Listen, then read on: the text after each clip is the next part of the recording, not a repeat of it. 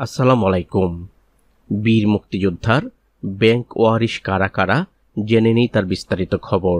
তবে আপনি যদি যুদ্ধের জীবন চ্যানেলে নতুন হয়ে থাকেন, চ্যানেলটা অবশ্যই সাবস্ক্রাইব করবেন, পাশেই থাকবেন।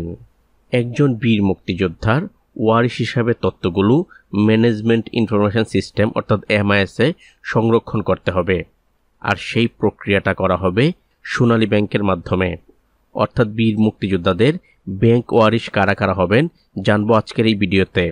তবে একটি সহজ কথা বলে রাখি, একজন ব্যক্তির ওয়ারিশ বা উত্তরাধিকারী অনেকেই হতে পারে।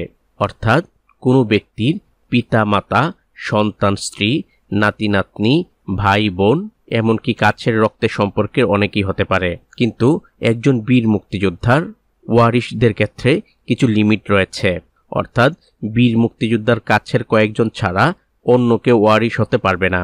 বীর মুক্তিযোদ্ধার ব্যাংক ওয়ারিশ বলতে বীর মুক্তিযোদ্ধার অবর্তমানে ব্যাংকে সম্মানী ভাতা কারা কারা পাবেন সেই ওয়ারিশদের তথ্য MIS-এ সংরক্ষণ করতে হবে। সেই তথ্যটি ইতিমধ্যে আপনাদের জানিয়েছি। আপনারা অনেকেই বুঝতে পারছেন না বীর মুক্তিযোদ্ধাদের ওয়ারিশ কারা কারা হবেন, তাই পুনরায় এই ভিডিওটি শুধুমাত্র ওয়ারিশদের জন্য করা হয়েছে। একজন বীর মুক্তিযোদ্ধা জীবিত বা মৃত ব্যাংক ওয়ারিশ হবেন পিতা, মাতা, সন্তান, স্ত্রী।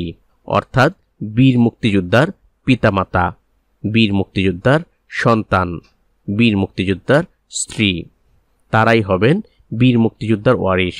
বীর মুক্তিযোদ্ধার নাতি নাতনি ওয়ারিশ হিসেবে গণ্য হবেন না। অনেকেই প্রশ্ন করছেন বীর মুক্তিযোদ্ধাদের নাতি নাতনিরা ওয়ারিশ হিসাবে অন্তর্ভুক্ত হবে কিনা। আপাতত বীর মুক্তিযোদ্ধাদের নাতি নাতনিরা ওয়ারিশ হিসাবে অন্তর্ভুক্ত হবেন না। একজন বীর মুক্তিযোদ্ধার যত সন্তান আছে, ছেলে মেয়ে সবাই ওয়ারিশ হিসাবে গণ্য হবেন।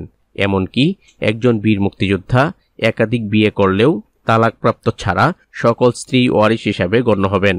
এবং একাধিক স্ত্রীর ক্ষেত্রে বীর মুক্তিযোদ্ধার ওরসজাত সন্তানও এই ওয়ারিশের আওতায় থাকবেন। সেই ক্ষেত্রে তালাকপ্রাপ্ত স্ত্রী বীর মুক্তিযোদ্ধার ওয়ারিশ হিসেবে গণ্য হবেন না। উল্লেখিত সকলেই বীর মুক্তিযোদ্ধা পরিবার হিসেবে যারা আছেন সবাই দ্রুত সময়ের মধ্যে MIS সম্পূর্ণ করুন। 2 মাসের মধ্যেই এই MIS সম্পূর্ণ করতে হবে। অর্থাৎ MIS-এ ওয়ারিশ হিসেবে আপনাদের নামগুলো অন্তর্ভুক্ত করতে হবে।